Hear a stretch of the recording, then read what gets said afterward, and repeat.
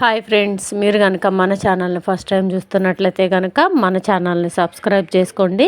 అంతేకాదు పక్కన ఉన్న బెల్ ఐకాన్ కూడా యాక్టివేట్ చేసుకోండి. ఫ్రెండ్స్, నన్ను చాలామంది ఒక క్వశ్చన్ అయితే అడుగుతున్నారు. అదేంటి అనేది నన్ను ఆసరా పెన్షన్స్ గురించి చాలామంది అడిగారు. దాని గురించి వివరంగా నేను చెప్తానండి. అదేంటి అనేది దయచేసి ఎక్కడా కూడా స్కిప్ చేయకుండా లాస్ట్ వరకు అయితే చూడండి. అప్పుడైతే మేమేం చెప్పామన్నది కూడా క్లారిటీగా అర్థమవుతుందండి.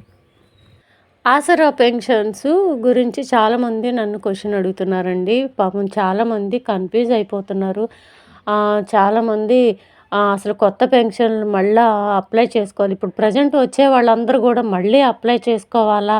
లేదంటే ఆ గవర్నమెంట్ ఇచ్చిన పెన్షన్స్ అన్నీ క్యాన్సిల్ చేస్తుందా? మళ్ళీ ఈ గవర్నమెంట్‌కి దగ్గర కొత్తగా అప్లై చేసుకోవాలా? అని చెప్పేసి అని చాలామంది కంగారు పడిపోతున్నారండి. ఎవరు ఏం టెన్షన్ పడొద్దు. సీఎం రేవంత్ రెడ్డి గారే స్వయంగా చెప్పారండి. పాత వాళ్ళ ఎవరు కూడా అప్లై చేసుకోవాల్సిన అవసరం లేదు. ప్రజెంట్ ఇప్పుడు అందరూ వచ్చి పెన్షన్స్ ఎవరికైతే వస్తున్నాయో వాళ్ళందరూ కూడా అప్లై చేసుకోవాల్సిన అవసరం లేదు. కొత్తగా ఎవరైతే అప్లై చేసుకోవాలనుకుంటున్నారో రాని వాళ్ళు, పెన్షన్ లేని వాళ్ళు మాత్రమే అప్లై చేసుకోవాలని చెప్పిన క్లారిటీ అయితే ఇచ్చేసారండి. ఎవరు ఏం టెన్షన్ పడొద్దు. రొటీన్‌గా అందరికీ వచ్చే వాళ్ళందరూ కూడా మామూలుగానే వచ్చేస్తాయండి పెన్షన్స్ అన్నీ కూడా రేపు ఫస్ట్ తారీఖు నుంచి.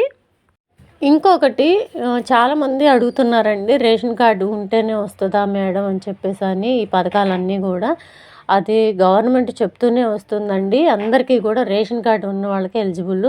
కాకపోతే ఈ అప్లికేషన్‌లో రేషన్ కార్డు లేదనే ఆప్షన్ పెట్టుకోండి. లేదు అని పెట్టుకోండి. అప్లికేషన్‌లో అప్లై చేసేటప్పుడు పథకాలన్నీ కూడా కంపల్సరీ రేషన్ కార్డు లేని వాళ్ళు కూడా అప్లై చేసుకోవచ్చు. కానీ వాళ్ళకి రేషన్ కార్డు వచ్చిన తర్వాతనే ఈ పథకాలన్నీ వస్తాయండి.